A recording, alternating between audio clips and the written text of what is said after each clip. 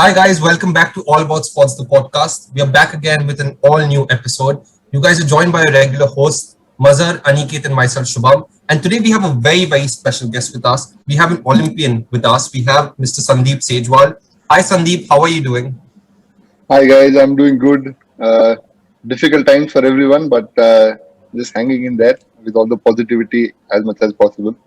Well, it's great to know that you and your family are absolutely fine. For all our viewers and listeners, a quick introduction of about Sandeep. He is an Arjuna Award winner.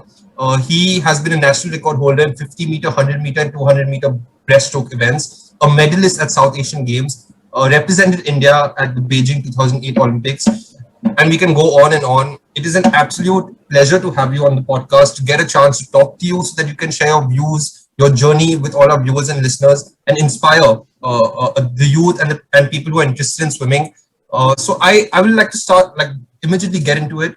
And my first question for you is, you've obviously been swimming for so many years. What was your motivation to pursue swimming as a sport? And also, on a broader perspective, what got you into sports as a young kid? Well, frankly speaking, my mother is from a family where, from, I won't say a family, but from a very small village which is called Munirka. And from there, we have had Khajan Singh Topaz, who's won a medal at the Asian Games in 1986. And at that time, when I was growing up, I think everybody wanted to be Khajan Singh Topaz and everybody wanted to be into sports. The main reason was not because it was not easy to get medals at the Asian Games, but it was that, everybody saw him win a medal at the Asian Games and started working as a government officer. I think that was the selling point for my family, to put me into sports. कि अगर बेटा sports में अच्छा करेगा तो सरकारी नौकरी मिल जाएगी. So I've come from that family background, and frankly speaking, the reason was not to be a government officer, or reason was not to win a national medal. The reason was just to keep ourselves busy during the summers in Delhi. The heat in Delhi gets really crazy in May and June. So I think me and my sister both started off swimming just to keep ourselves busy and just to keep ourselves out of the heat. And slowly, both of us developed the interest of swimming, and we kind of started loving it so much that we became very competitive. And I think that's where it all kicked off from. And then we just kept going further and further, and just getting those national medals and representing India. It was just all, एक बोलते हैं ना लत लग जाती है. So once you started winning medals, then it all started. I started loving it very much, and I continued working harder and harder to achieve new heights. And that's all. That's how it all started, and just kept on going. And I'm glad that it's still going. And it's absolutely fantastic because in this process of going on and on, you've definitely achieved a lot for our country. And one thing that you said very interestingly is, as a kid, you sometimes have someone who you look up to, and then you get inspired by what they're doing, and you sort of try to imbibe their journey, and that's how your journey started in sports. So, talking about favorites, do you have like any favorite race or any favorite moment in your career that you can talk to us about? Well, I think in 2008, when I went for the Olympics, and then when I was walking in to do my event, and everybody was.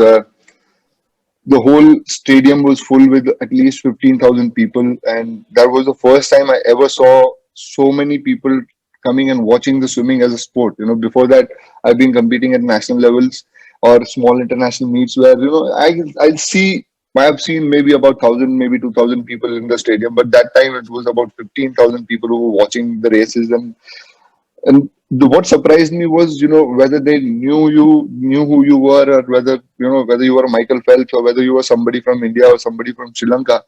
The crowd was so supportive. The crowd was cheering out, and they were standing and jumping around for every single event that they were watching, and it felt so good. And I think that is the best memory that I have from my swimming career.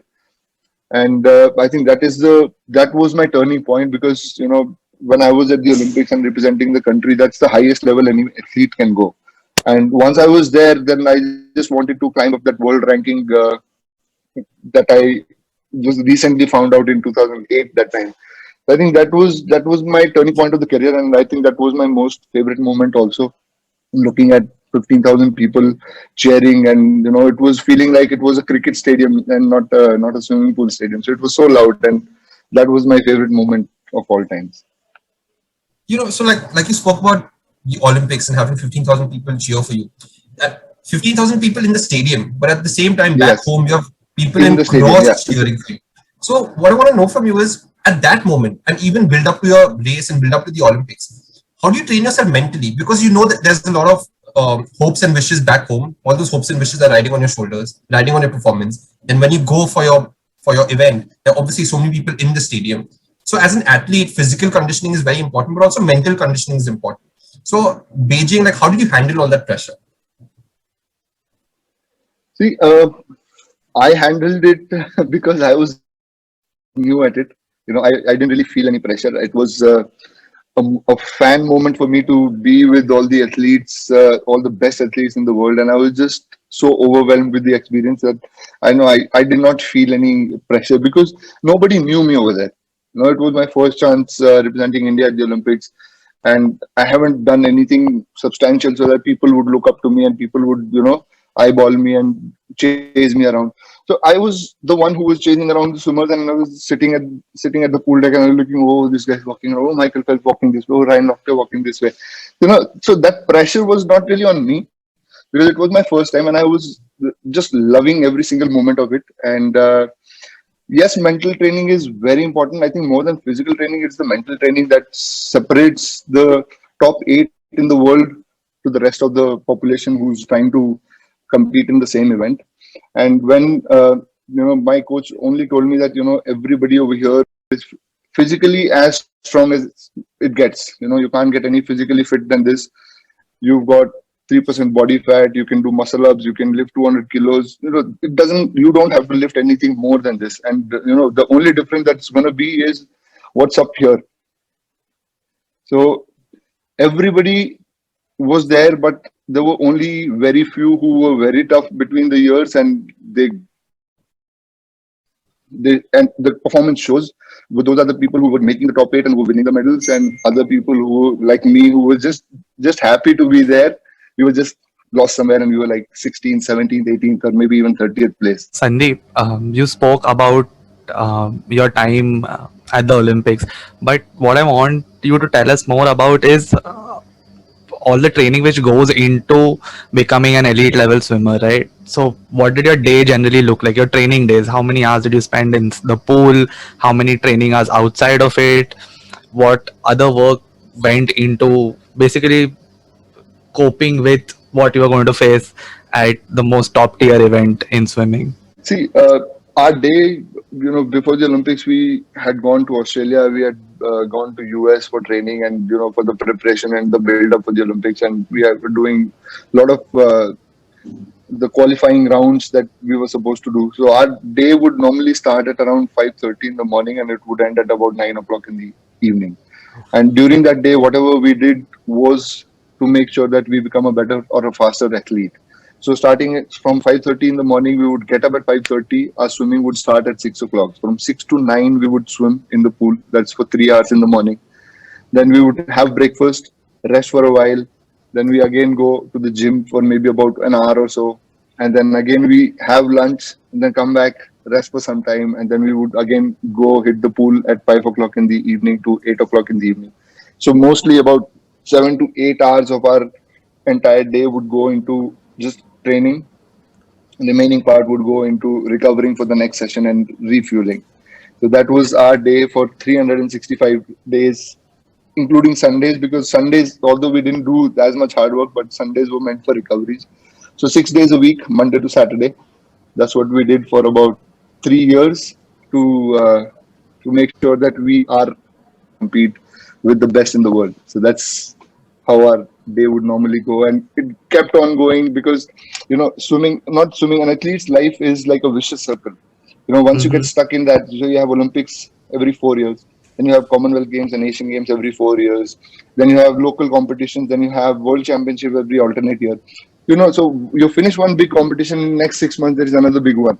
So you keep telling yourself, okay, I'm going to take a break after this one, but then suddenly a bomb comes. Okay, oh, there is a World Championship coming up within another 8 months, so you can't take a break now.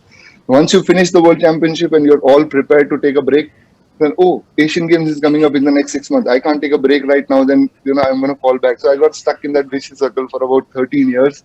I just kept going from competition to competition, from training cycle to training cycle. So we never had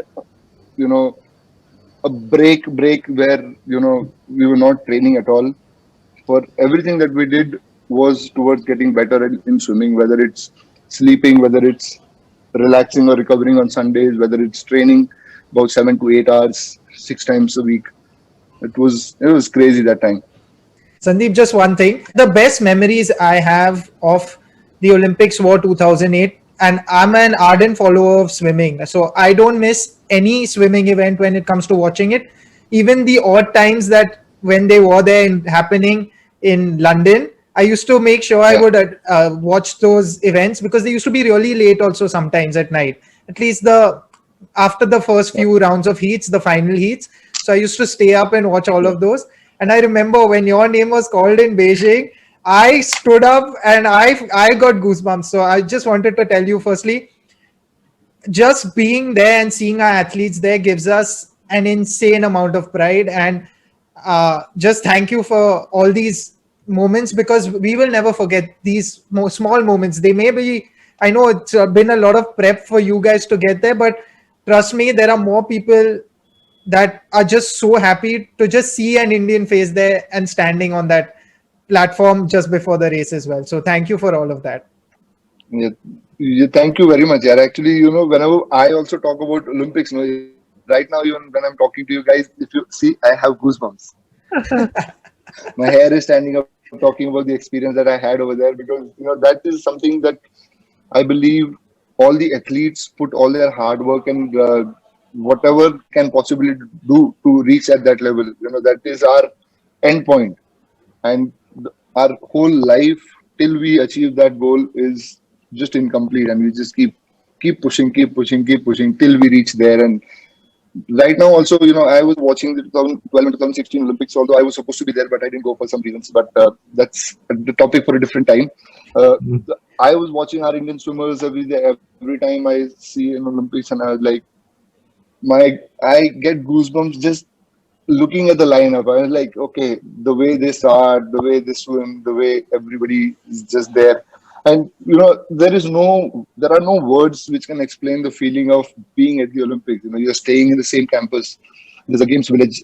There is a food court where Michael Phelps, who's won 23 gold medals, is sitting, and there is someone from India, and there's someone from Pakistan and Sri Lanka, and even the less famous countries who are just going there as a wild card are sitting and eating at the same table. I mean, there's nothing in this world that can match the feeling. This happened with us the other day also when I just happened to mention the Olympics, and it's just a natural response at this point where you get goosebumps, because national representation, like, I don't think anything comes close when you represent your nation at what is the biggest event in most of sports, right? For like 98% of all sports played, the Olympics is the biggest event. Yes. So this fantastic, mother, like, you brought it up and like absolutely broke my chain of thought. Congratulations. Sandeep, to move on to my next question, you, in your training days, you worked with one of the greatest to have ever done it. You worked with Nihar Amin. Share your experience, because not many can say that they worked with. So tell us something about your time with him, because I think that would give us some great insight into how elite level coaching makes an elite level athlete as well, right? See, the first time I came to Bangalore was in 2005, where that was the first time I left my house alone to go for training. Otherwise, wherever we go for the competition, my mother used to travel always with me. That was the first time I had boarded the flight, and I had a piece of paper with the number written on it, 9845137462. That was Nihar sir's number written on it, and the only instruction that I had was, this is the phone that you're going to use. Dial the number and tell him that you've landed. And once you reach outside, call him again. There will be somebody to pick you up. So I was like, okay.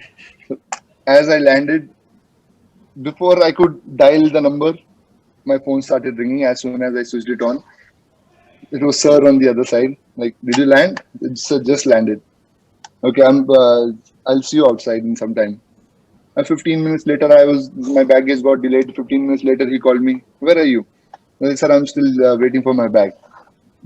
He said, the moment you come out of the airport, that time I had landed in old airport in Bangalore. So he said, the moment you come out of the airport, just look left. Don't go anywhere, just look left. So I was walking in with the trolley and suitcase and everything on it, and I was walking, came out of the airport, and I was like, look left, and there was Nihar sir standing over there. He had come to pick me up from 20. He used to stay about 20 kilometers away from the airport. So he at that time had drove all the way to the airport. God knows for how long he was waiting over there. He had picked me up. He took me to the other side of the town to show me where the swimming pool was. He showed me around where I was going to be staying, where I was going to be eating. So entirely, basically, I landed in the afternoon until almost 8 o'clock. He was with me and he was showing me around that this is where you are supposed to live.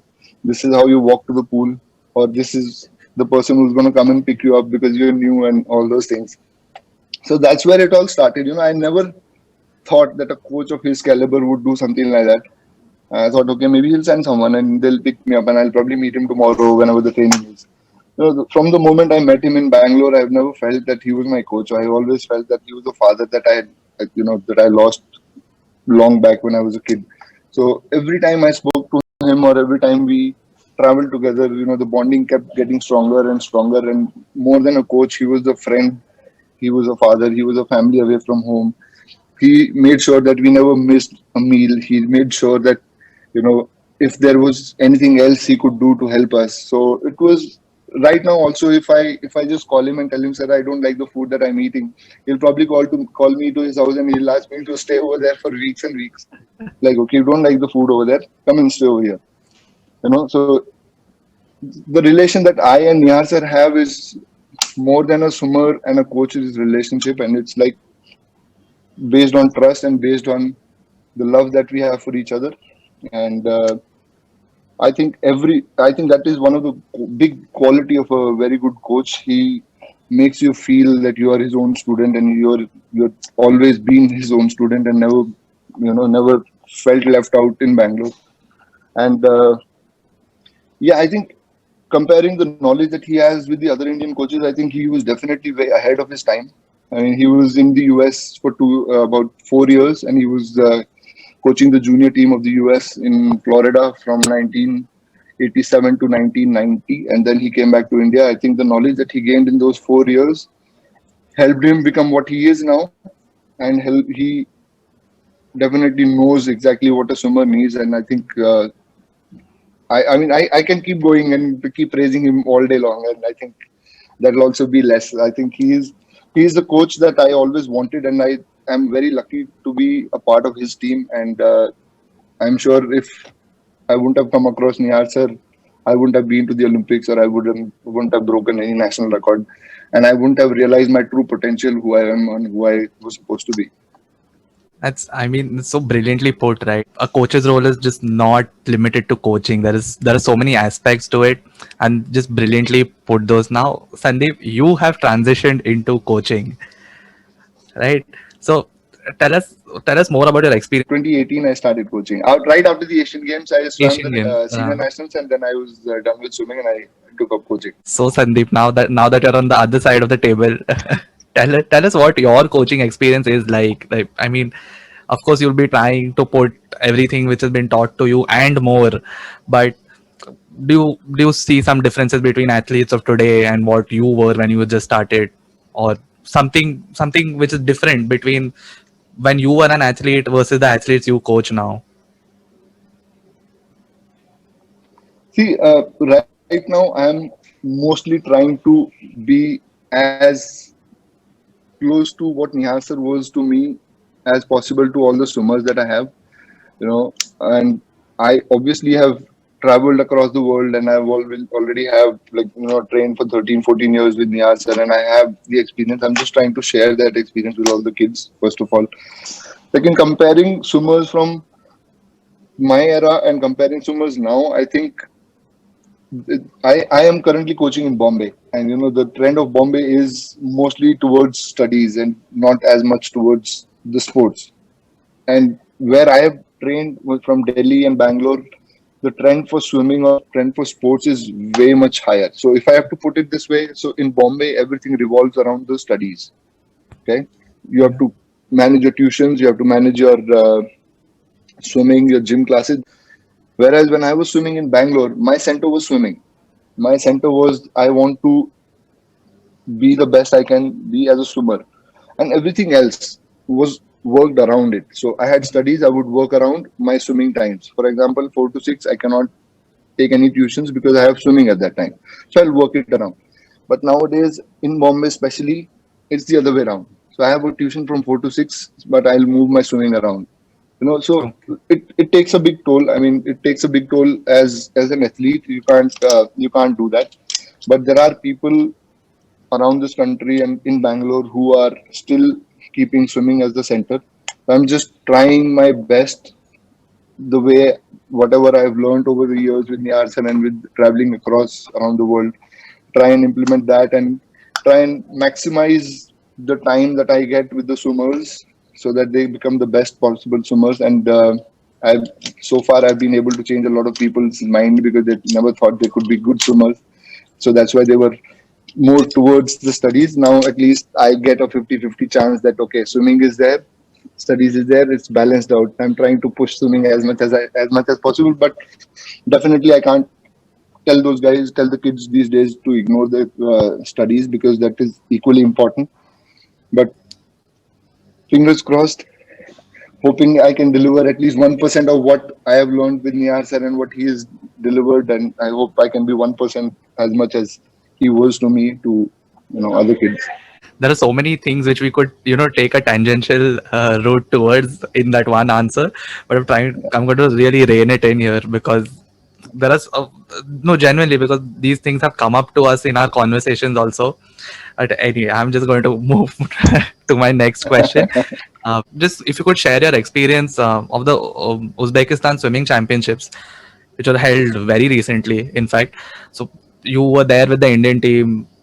What was it like? 2020, was it a great year in terms of training? I suppose not. But No, so it how was was it? not. Actually, 2020 was just a year of, I can say, a wasted year because, Yeah. not just for swimming, not just for everybody, but it was just around the world. Yeah. I don't think anybody would want to live a 2020 again. Oh. I definitely don't want to. Okay, so yeah, 2020 was bad because we swimmers did not get time to train. So when they were not training, obviously there was no competitions. Although everywhere else around the world, everything had started already because they were able to make a bubble, and Indians probably realized that bubble is possible. So they kind of got a hang of it in maybe after 7-8 months, and then they started cricket. IPL happened and everything else was happening, but swimming was still not allowed to operate. So it was a very bad year for swimmers in general. And coming to Uzbekistan, with such a long break, I think Indian swimming did really, really well over there. And me being part of the Indian team as a coach for the first time, it was, an overwhelming experience for me. I mean, I after I finished the competition and we came back, I got an email from the secretary of Swimming Federation of India saying that we've got a positive feedback from the kids and they all loved you. How you got involved with everybody even without knowing them, and you were able to share your experiences with them, and you were able to calm their nerves when it was required. And everybody did perform very well, and I think 90 I think every single one of them went over there and won a medal for the Medal. country. I think so, and everybody did also break their best times, and some of them broke the national records also. So I think it was a good experience. I would say, as a coach, if you go there and every single kid comes back home with a medal, I think there's nothing better you can ask for. And I think it was a great start for me as a coach of Indian team to be a part of such a young and energetic team, and I would like to be a part of Indian team for a very, very long time. Sandeep, firstly, we hope so as well. I completely agree. Hopefully, your coaching career goes as brightly as your swimming career went. Just a couple of questions that I wanted to segue onto. One is, you attended the sports science national camp the clinic for coaches. So tell us a bit about that experience, what you gained from it, and in terms of infrastructure, how far ahead has India now moved in comparison to swimmers abroad? We obviously know US is way ahead, but in general, maybe in comparison to all of Asia as well. So yeah. I think first, let me answer the infrastructure question. I think right now we can't. I mean, I don't see that we are lacking anywhere in infrastructure. We've got world-class pools in literally every major city in this country. We've got a pool which hosted Commonwealth Games in 2010 in Delhi. Then we've got a perfectly fine world-class swimming pool in Assam, where we held the South Asian Games in Guwahati. Then we have a similar pool, exactly same pool in Ranchi. Then we have got 12 50-meter pools in Bangalore. Then there is one coming up in, I think, in Bellary. There is one more coming up in Bhubaneswar. I think infrastructure-wise, this is the best that I have seen in India, and we are not lacking anywhere. It's just that we need to be more efficient about utilizing those infrastructures instead of just building them and not taking care of them and not letting the people who really need it use it. Because you go everywhere. If I have to go and use Talkotora Stadium, I have to first apply for the membership. I have to wait for the membership. That takes about 2 days, sometimes 3 days, sometimes even weeks to come. And if you are at a national level, I think you should have a card from Swimming Federation of India that says that you're a national level swimmer, and you can. I think that's something we need to do. So I think infrastructure-wise, we are as good as it gets. It's just that we need to utilize it more. Coming to the clinic that I attended with Dr. G, so we had done something similar in 2009 when we had traveled to Rome. We had gone to Spain and we had gone to US also in 2008. So that time we did the same thing that he came and taught everybody. Me and Veer Dhaval had used these facilities in 2008 in the US. It's just that India is discovering it now. It is not that we are not. I mean, we can't. It's not like we can't access them. It's just that somebody has to take a step to ask them, "Can we use your help?" Obviously, it's going to cost money, and obviously, Swimming Federation of India or SAI, Sports Authorities of India, definitely have that kind of money because they're spending the money for every other sport. So why not swimming? So I think that is something we have already used, and it was, I think, a very good experience for other coaches who had seen this kind of testing for the first time, and there were a lot of questions that other coaches had, which surprisingly me and Veer Dhaval were able to answer and translate, which Dr. G was saying. So I think it was a very good experience, and not just experience. It was a very good initiative by Swimming Federation of India to call the guy who's been doing all these testings with Michael Phelps for about 11 years in the US to come here and help the Indian swimmers. And so for a coach, it is very easy to see what's happening from top of the water, right? But what is happening inside is what is giving you speed in the water. So now after he came and we were able to finalize and see that yes, these are the things that can be tweaked and worked on. So suddenly the magic happened with Indian swimmers, and they were able to understand what is happening with them and what was happening earlier and what they need to change. I think more than the coaches, it was beneficial for the swimmers to see what they're doing inside the water and be able to change it.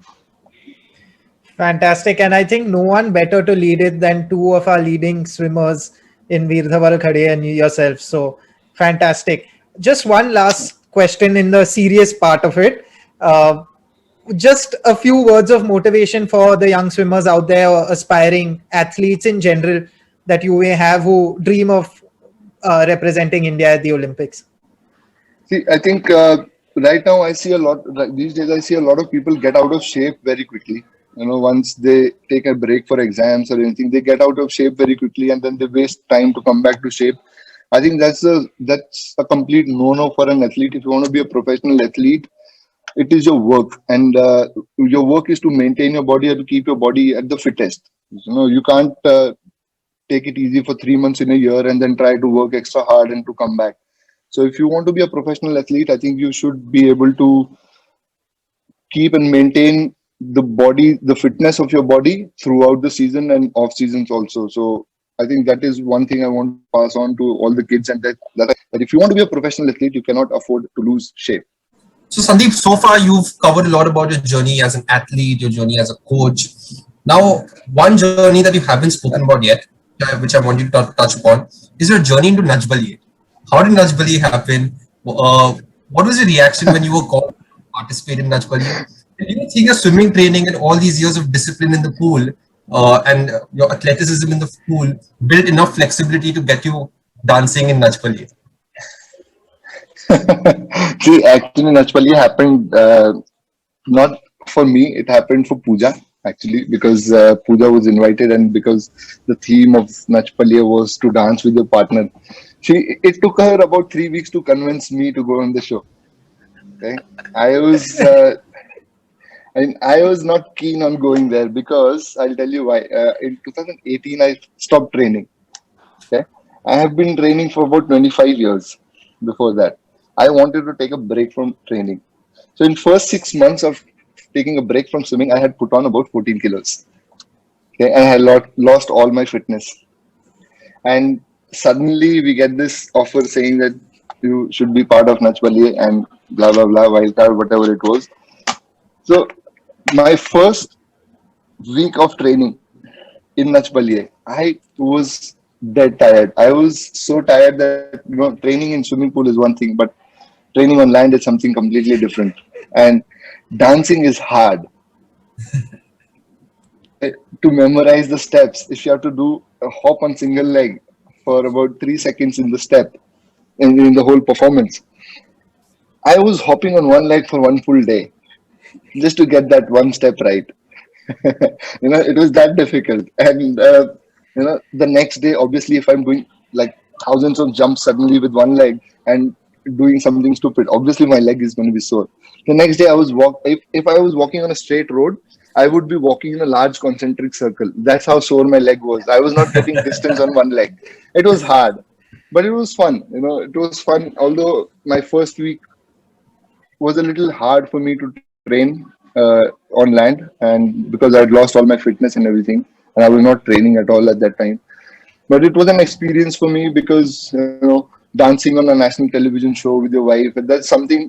I mean, that was the first time I had done something like that with Pooja, and we had always wanted to do this, but I didn't know that it's going to come in such short notice.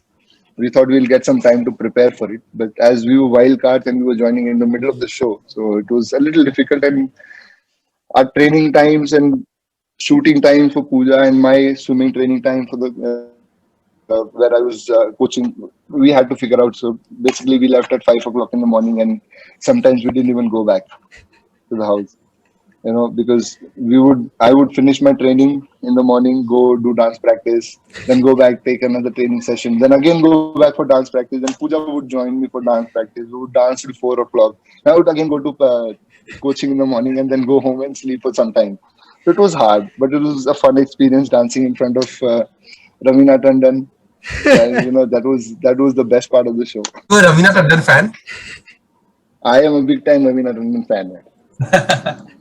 So Sandeep, actually Shubham good is a at- trained because I was dancer. Shubham is a trained dancer, so that's why I think he asked you this question. Oh, Yeah, when I got to know that you've done Nachbali and then I saw some of your videos, I was like, I got to yeah. ask him what his experience But it was a tragic incident before the second performance, and Pooja kind of fractured her hand. We couldn't go back on stage after that. But yeah, I'm sure your Nachbali experience must have been fantastic. It was, Sandeep, yeah, it was. so there's this one video which went viral on the internet about Michael Phelps and his 10,000 calorie diet challenge.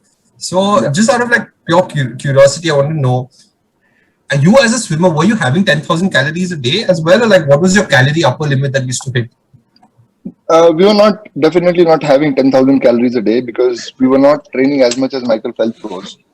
So Michael Phelps not weekly, if I just give you one day's workout, it would be about somewhere between 15 to 18 kilometers in a day. And he definitely was training at an intensity which was much higher than what we were training, because we never knew that we could train that for that hard and for that long. And to compete at the Olympics, just giving an example, his swim downs and warm ups at Beijing Olympics was about 110 kilometers in 8 days. 110 Wow. kilometers, or Wow. maybe even more. So he would do warm up, do heats, do swim down. Then evening he would do another, another swim down, another warm up, another event, another swim down. And some days he was racing 3 events in a day. So he would do about 3 kilometers after every single event. He would do that kind of swim down. So in a competition, he was training more than what we were training in the day during training time. So his calories intake was 10,000, but he was burning those 10,000 because he was using those 10,000 calories. It was somewhere around 8,000 to 10,000 calories. Upper limit was 10,000. I have seen him have breakfast about this many pancakes. He would pile up about 10, 15 pancakes, put maple syrup on it, put honey on it, and just start digging. That's the kind of diet he has. But my upper limit would have been, I think, somewhere around 6,500, 6,500 to maximum 7,000, because that's what we required. And according to our training and according to our nutritional value of the food, for 7,000 calories, you have to eat a lot of food. In America, you can eat just one steak and it'd be a lot of calories and a lot of protein. But to get that much protein, you have to probably eat about 6-7 chickens. Wow. So it was just not possible for us to eat that much. But yes, we were also eating about 6,000, in excess of 6,000 calories a day to keep up with the training. But that's fun. So, thank you, Sandeep, for sharing all your insight about your life as a swimmer, as an athlete, as a coach, your journey in Najbaliye. And now we'll move on to a fun segment, which is just a rapid fire segment. I don't want you thinking too much before giving answers. Whatever is the first answer that comes to your head, you have to tell us that. And to start off with the rapid fire, I have just warning you. I might get into controversy if I just don't think an answer. But don't ask me any controversial questions. The questions are very no, don't worry. light-hearted. None of them are controversial. None of them are controversial. They're just like super chill questions. So I think Gui has some questions for you. Yeah. He will start it off. All right, Sandeep. So, vegetarian food or non-vegetarian food? Your preferred choice? My preferred choice is vegetarian. But I do eat non-vegetarian because I needed the protein when I was swimming. But my preferred choice, vegetarian. Okay. What is your favorite food? Like, what is the favorite food item, food dish? Aloo paratha. Oh, there we go. I'm from Delhi. What do you expect? My breakfast is aloo paratha or paneer paratha or any sort of paratha. All right. So, what is your favorite sport outside of swimming, which you absolutely cherish? I like badminton. I like basketball. I like a little bit of tennis also, but I have not played that much tennis. But I've played a good amount of badminton and basketball. Okay, Sandeep, so I'll have a go now. The moment when you were starstruck, the first moment or the biggest moment when you were starstruck? I think Najbaliye. dancing in front, and suddenly there was a spotlight on Lavina Tandon. I was like, dude, what I was supposed to do? I forgot my steps. I really thought it would be. I thought it would be a sports person, but this works. This works. No, but starstruck. See, I have always been a fan of a lot of athletes, but never been in a place where I wanted to be like them. I always wanted to be someone known for my own name and not trying to copy someone or trying to become as good as the other person. Fantastic. I always wanted to earn a name for myself. That's why I don't have that many sportsmen as my mentors or stars. Guys, this is word of advice from an elite athlete. So just try to be yourself and don't try to emulate anyone. Emulate your own success. Thank you so much. Especially, in between, I just like to make a comment, because a lot of people, what they do is they try to copy other people. And, I have seen young kids try to copy what world record holders are doing right now on Instagram. They put a small training session on Instagram, and there are kids who are trying to copy that and getting injured. I don't understand the concept of that, because they have got the training base or whatever. They've been doing that for many, many years, and I'm sure they've built up to it. And suddenly you see a workout on Instagram and you want to do it either in the pool or on land, and people try to get injured and stuff like that. And we have had scenes like that on our own team, and I've been trying to explain to the kids. Okay, your childhood hero. My mother, And because she was a single mother. more power to your mother as well. Yes, I'm going to put you on the spot with this next one. Ryan Lochte or Chad Leclerc? Ryan Lochte. Although Chadley Claus is a gentleman, he's a very good human being, but I have been following Ryan Lochte for a very, very long time, and I think he is the best that is there. So what I want, my question to you, Sandeep, when it comes to breaststroke, we all know that you're a god at it. But when it comes to backstroke, freestyle or butterfly, your favorite choice? My favorite choice would be butterfly. Nice, nice. What for you is a more challenging role? Being an athlete or now being a coach? I think more challenging is being a coach, because do you want a reason for it, or it's just rapid fire, right? No, please give us a reason. I think it is because, you can take your swimmers. There's a big saying in Hindi, आप घोड़े को तालाब तक ले जा सकते हो, but आप उसको पानी पीने के लिए मजबूर नहीं कर सकते, right? So you can take your athletes to the starting block. You can prepare all you want in your life. You can give them all the wisdom that you have, and you can share all the experiences that you have had. But at the end of the day, it is up to the swimmer to swim the race. When I was swimmer, I used to swim the race. I know I was in control. But when I'm as a coach, I'm watching the kids not trying to do or not doing what he was supposed to do or she was supposed to do and failing miserably. You are out of control. I mean, it is not in your control. You're just standing there and you're just watching. You cannot do anything. You're helpless. So it is more stressful than anything else in the world to see a swimmer not sticking to the game plan and failing in the race and coming out with a long face or being upset. It's something that is not in your control, but you can do all you can to prepare him for that race. Got it.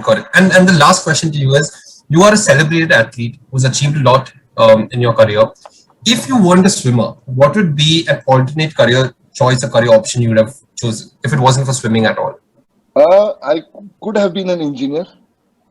Oh, okay. I wanted to be an engineer because I was a science student, and when I was in 11th, I finally got my first international breakthrough and I shifted to swimming. Otherwise, I was definitely going to be a geek and do engineering or be something in the IT sector. That's amazing, man. You could have potentially been an engineer who won the Arjuna Award and then danced on Najbaliye. That would have been some story. Yeah, that would have been something, yes. Yeah, but I'm glad that I chose swimming and I am what I am right now. I've trained really, really hard to be where I am. I think if I have to go and live it again, I would live it again as a swimmer, not as a person who's studying all the time. No, absolutely. We are also very happy that you chose swimming as your career, because what you've achieved for a country, the sort of inspiration that you are to the youth, and now as a coach, the talent that you're developing. We, not just all of us at All About Sports, but I'm sure once this episode airs and everyone gets to view it, everyone will be extremely very thankful to your entire journey and your sacrifice and efforts that you've put in. Sandeep, it's been a pleasure for all of us to talk to you, to get so much insight and knowledge about your journey. It's an absolute pleasure.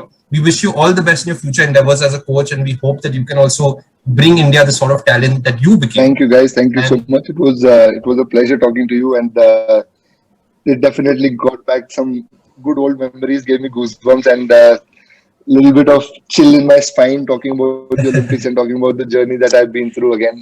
Thank you so much, and I hope the listeners are also going to have a lot of fun listening to this conversation. And thank you so much for talking to me.